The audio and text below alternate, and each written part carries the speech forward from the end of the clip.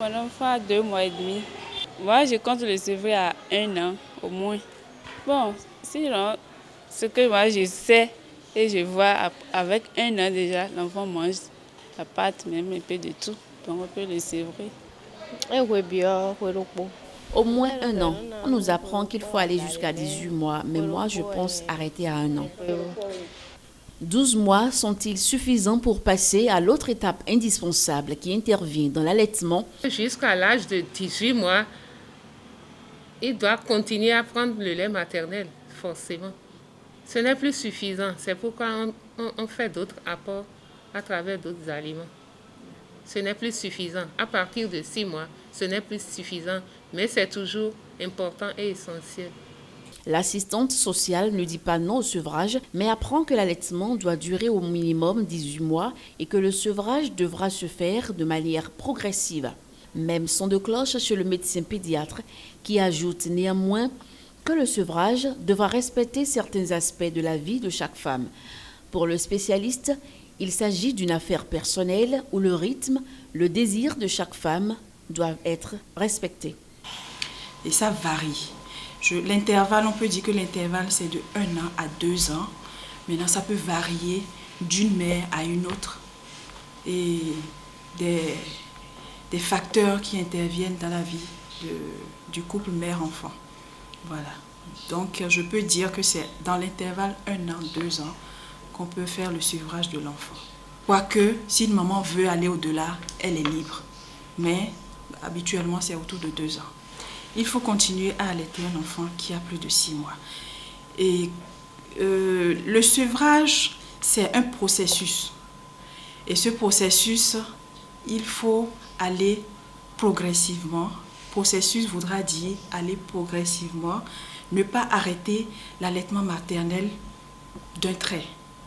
Donc ce processus passe par l'introduction d'autres aliments dans l'alimentation de l'enfant. Et si un début, il ne faut pas arrêter du coup, puisque l'enfant n'a pas encore appris à manger d'autres aliments que le lait maternel.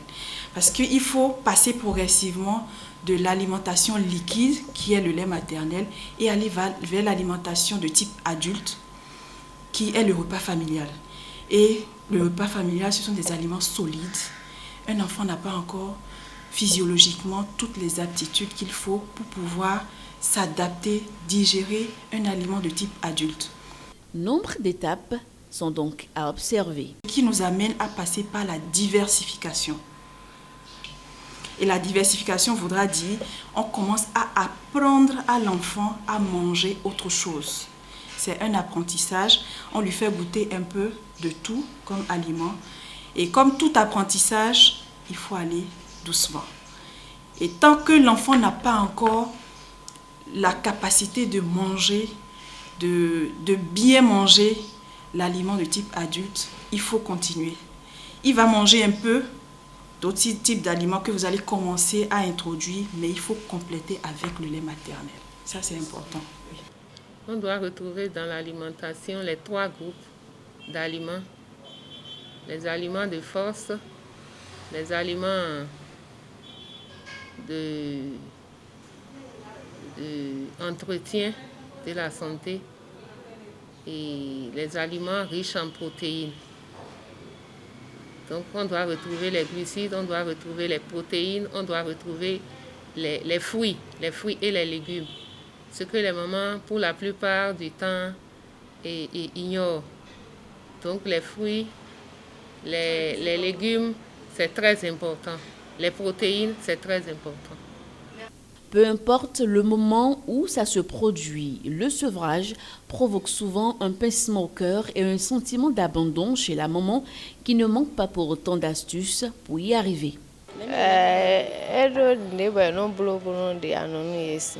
Il y a quelque chose qu'on fait pour sevrer l'enfant. Certaines femmes utilisent les feuilles amères, d'autres bandent les seins. Moi, je pense utiliser la dernière astuce.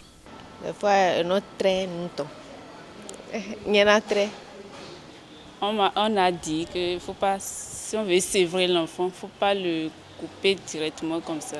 Si tu as l'habitude de l'allaiter, c'est-à-dire le donner du sein à 3 fois par jour, il faut commencer par réduire. C'est-à-dire si tu as l'habitude de donner de matin, midi, soir, il faut commencer par lui donner matin et soir.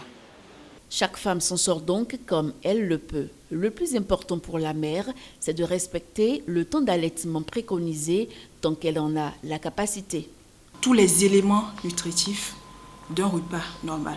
Donc il contient les protéines, les glucides, les lipides, les immunoglobulines, même il contient des enzymes, il contient... Donc c'est pour ça qu'on dit que c'est un repas complet. Il contient les lipides qui sont vraiment importants pour la maturation de son cerveau. Les glucides qui vont lui permettre de normaliser son transit intestinal. Et d'autre part, ces mêmes lipides sont aussi également importants pour la maturation cérébrale. Les immunoglobulines sont là pour le protéger contre les infections. Voilà. Et puis, contient également quelques vitamines. Si je vais parler de l'eau, j'oubliais l'eau. À 90%, le lait maternel est composé d'eau. Donc, ça permet également, ça a ces fonctions d'hydratation de l'enfant. Si on arrête le lait maternel de façon brusque, tous ces éléments risquent de manquer à l'enfant, ce qui justifie le fait qu'il faut continuer quand même le lait maternel jusqu'à un certain âge. Le bien-être de l'enfant prime ou devrait donc primer sur n'importe quelle autre considération. Mais qu'il ait 1 mois, 1 an ou 2, le moment idéal pour sevrer votre enfant vous revient.